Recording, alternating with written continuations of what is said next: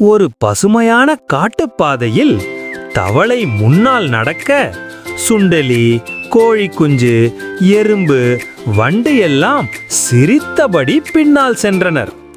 நண்பர்கள் எல்லாரும் ஒன்றாக பயணம் செய்தனர். அவர்கள் ஒரு பெரிய ஆற்றின் அருகே வந்தனர். தவளை சிரித்தபடி தண்ணீரில் துள்ளி இறங்கியது. தவளைக்கு நீந்தத் தெரியும், ஆனால் மற்ற நண்பர்களுக்கு தெரியாது. சுண்டலியும் கோழி குஞ்சும் எறும்பும் வண்டும் ஆற்றின் கரையில் நின்று கவலைப்பட்டனர். இப்படி நாம் எப்படி கடக்கப் போகிறோம் என்று அவர்கள் யோசித்தனர். அப்போதே எறும்பு ஒரு குச்சியை தூக்கியது. சுண்டலி ஒரு காலியான தேங்காய் ஓட்டை எடுத்தது.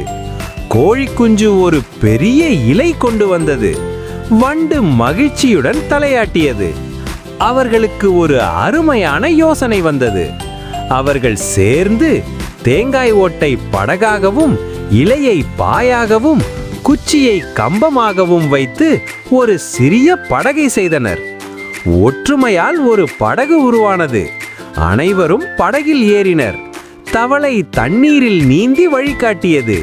படகு மெதுவாக ஆற்றை கடந்தது. நண்பர்கள் அனைவரும் பாதுகாப்பாக கடந்து சென்றனர்.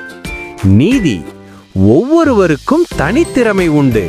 அதை ஒன்றாக பயன்படுத்தினால் எதையும் சாதிக்கலாம்.